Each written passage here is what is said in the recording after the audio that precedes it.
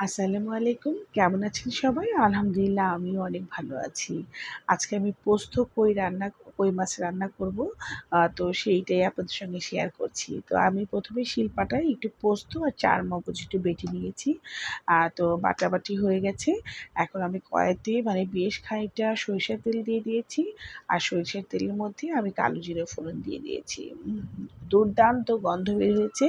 মানে একদম মনে হচ্ছে যে কি যে আমি একটা মানে রান্না করছি। তো যাই হোক এর ভিতরে আমি ৫-৭ টার মতো একটু মানে পেঁয়াজ কুচিয়ে দিয়ে বা পেঁয়াজটা ভালো করে ভেজে নিয়েছি।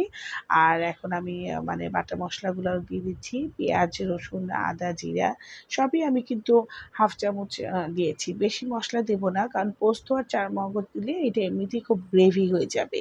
হ্যাঁ? তো যাই হোক এর ভিতরে আমি পরিমাণ মতো লবণে দিয়ে মসলাটা মানে ২ মিনিটের মতো ভেজে যখন গন্ধটা চলে গেছে মসলার, তখন এর ভিতরে আমি গুঁড়ো মসলা দিয়ে দিচ্ছি। এখানে ১ চামচ হলুদের গুঁড়ো আর আ উম ১/২ চামচ লাল মরিচের গুঁড়ো দিয়েছি, হ্যাঁ? আর আমি এখানে কাঁচামরিচ বাটাটাও দিয়ে দিয়েছি, হ্যাঁ? তো যাই হোক এগুলো দিয়ে আমি খুব ভালো করে কিন্তু মসলাটা কষিয়ে নিব। আসলে মানে আমি আজকে কই মাছ যেটা রান্না করছি সেটা কিন্তু দেশি কই না। মানে চাষের কই। তো চাষের কইটা কিন্তু অনেকেই খেতে পছন্দ করে না। তো আমার মনে হয় যে মানে খুব মানে সাধারণ জিনিসগুলা একটু অসাধারণভাবে রান্না করলে সেটা কিন্তু খেতে অসম্ভব ভালো লাগে।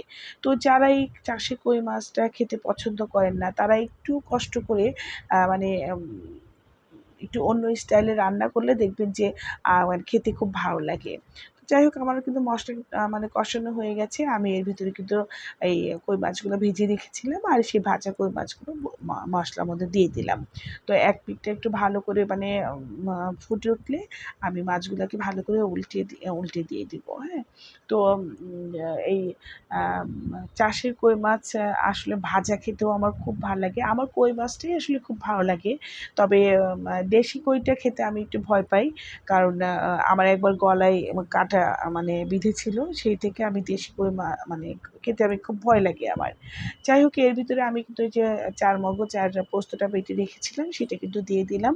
দিয়ে আমি হালকা একটু পানি দিয়ে দিয়েছি। দিয়ে যাই হোক এটা ফুটে উঠলেই কিন্তু আমার ব্যাস রান্নাটা কিন্তু কমপ্লিট হয়ে গেল।